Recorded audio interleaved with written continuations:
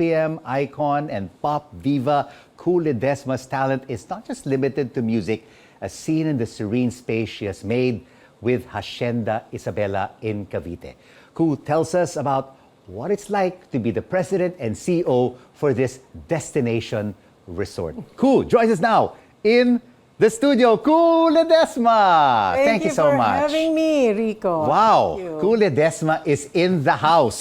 All right, you have had Hacienda Isabella for 23 years now. 23 and a little bit more, yeah. And a little bit more. Wow, 25 years is just right around the corner. Yeah. Did you decide to set up this resort because you were looking for an investment avenue for your talent fees and or because of your success?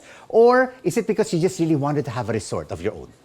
No, the resort was an afterthought nung meron ng mga interested who wanted to use it. Apa Ong Pin did his wedding there. Okay. So we suddenly thought, oh, pwede pala. You know, so, and then... One of the star anchors But, in the 1990s. Started with a dream, a childhood dream to have a farm.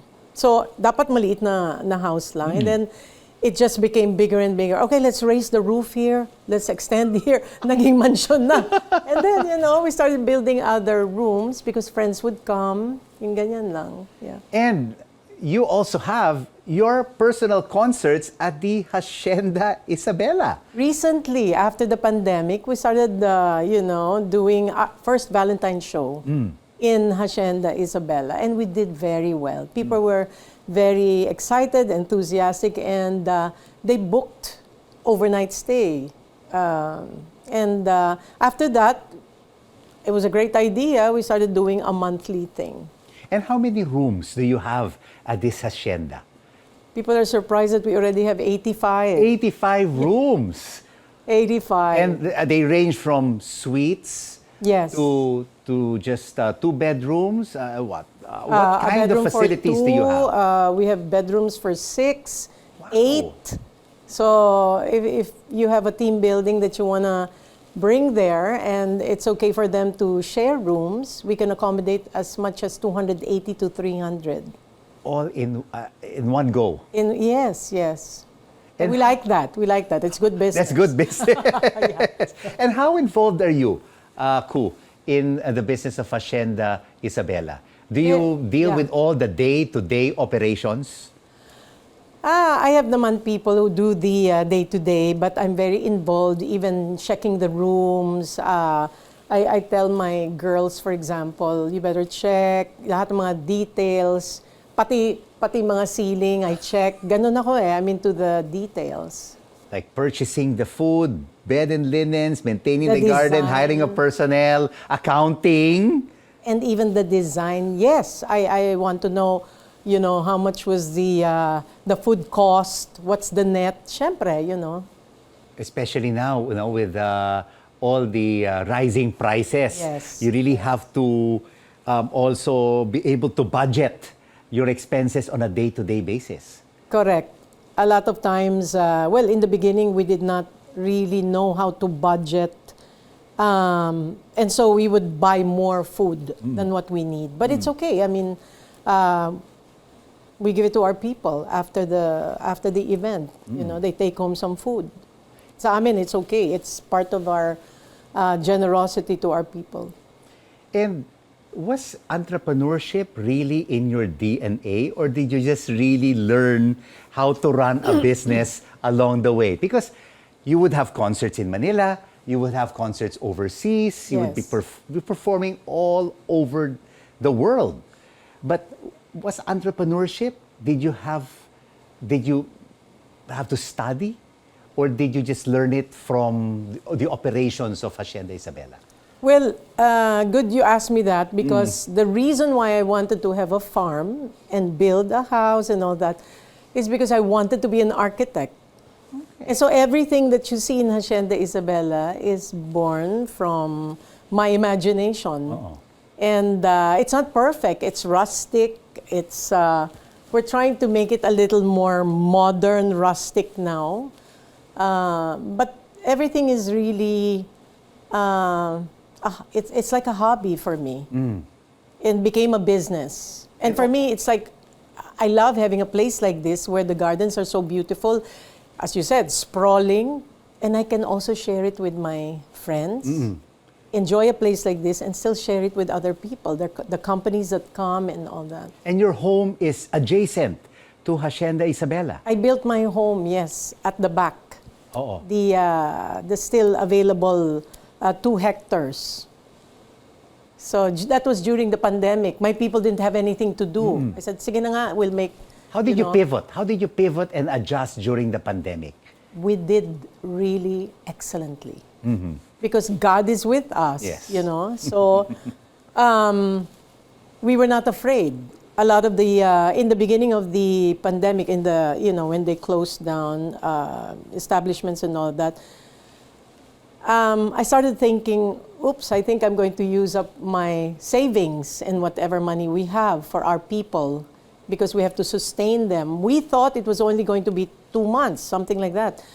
But because we are faith-based people, we believe that God can protect us. We opened Hacienda. Somebody asked us, can you ask Miss Ledesma if we can bring OFWs, about 100 of them? I said, bring them over. We're not afraid. 282 came. They were all so happy because they didn't have a place to stay. Right. The hotels in Manila were afraid to, bring in the people from the other countries, the OFWs. But to us, it's like a ministry.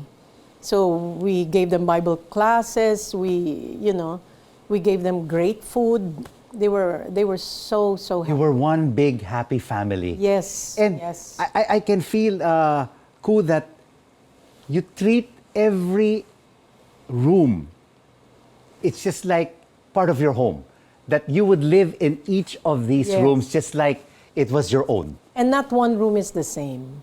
Oh, it's all 85 unique. different rooms. Yes, it's So you have to visit Hacienda Isabella 85 times because Exactly. every room is unique. Not just like all the resorts that we see in different parts of the country. All sometimes are just standard. And we keep improving. We keep improving our rooms.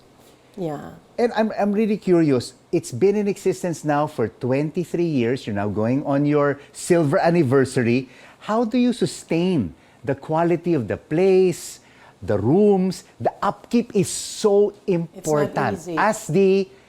as the property gets older. It's even harder for us because, when it's a hotel, it's one roof. Yeah. It's easier. But to us, it's, our houses or, our rooms are separate. There's a house with 4 bedrooms. There's a house with 2. So it's even harder because you have to maintain the gardens. But we check it all the time. And there's a lot of expense on the upkeep. It's not easy. But we continue to pray that, we do well in God's in grace. business. God's grace, yeah. You And will God always is be good. blessed. And God is good, yeah. And it's now a household name. Everyone knows about Hacienda Isabella. I found out about it, of course, from the partner of one of the executive producers who visited your place Yes. for a team building session. Don't you plan to expand beyond Cavite, looking at other properties, using the Kuh Ledesma brand to market your resorts in other places, in other cities or provinces? Sometimes I think about that, Rico, but for me, I am content. I would rather, I have another dream of another business, which is, something like a Starbucks, but, I want to do it, I want to get into the coffee business. But then what gets in the way is my time for ministry. So as far as I'm concerned, I'm doing very well financially. I have I make from my concerts. To me, that's good. I'd love to make more money, but as far as I'm concerned, You're my happy. time You're time is happy and valuable. I'm contented. really content. I'm happy with what I have.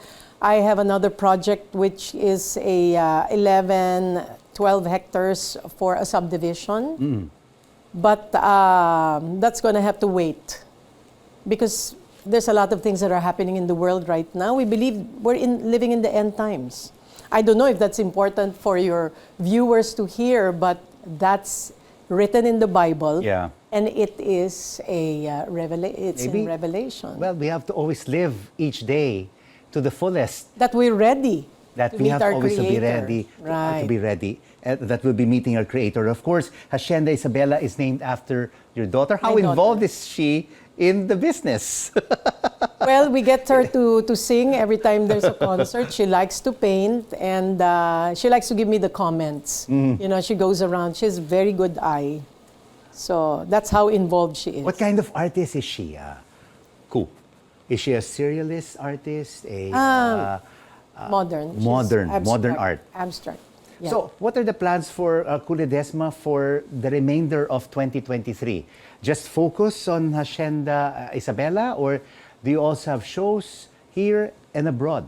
Well, September 23, we're doing an all OPM show at Hacienda Isabella in the garden again. Oh my God, I love OPM. Yeah, and the Original title is Filipino music. Oh, there. I love OPM. That's the title. Yeah.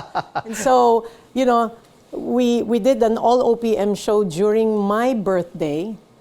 And the first time I hear people saying, so many people were going, perfect, perfect. So I said, oh my gosh, they really love OPM. The Pinoys Absolutely. really love OPM. Yeah, I mean, even the millennials, the Gen Zs, Yes, they do. right? Dito Ba? Till I Met You. All the famous songs. Ano pa? Ano pa? Sige nga. Marami pa. Long, long time ago. Hello. Well, ako ay Pilipino. Ano pa ba? Marami pa. Mas alam. But are these... I think I'm in love. I think I'm in love. I think I'm in love. But will it be a solo show? No. I'm going to be with Marcos Season and Megan Aguilar. Megan Aguilar. Yes. We've had a few weeks ago, we had Lea Navarro, we've had the Mike Hanupol. I mean, the music of the 70s, the 80s continues to live in our hearts. The Filipino artist is just amazing. And we're making waves in other countries already. So that's an amazing thing. Congratulations on the Thank success you. of Hacienda Isabella and the success of original Filipino music. Thank you. Please come and do your team buildings in Hacienda. We are very proud of our music, our food most especially, and our people. And your people website? are fabulous. There's such good people. And your website? Well, www.haciendaisabella.com. .net pala tayo.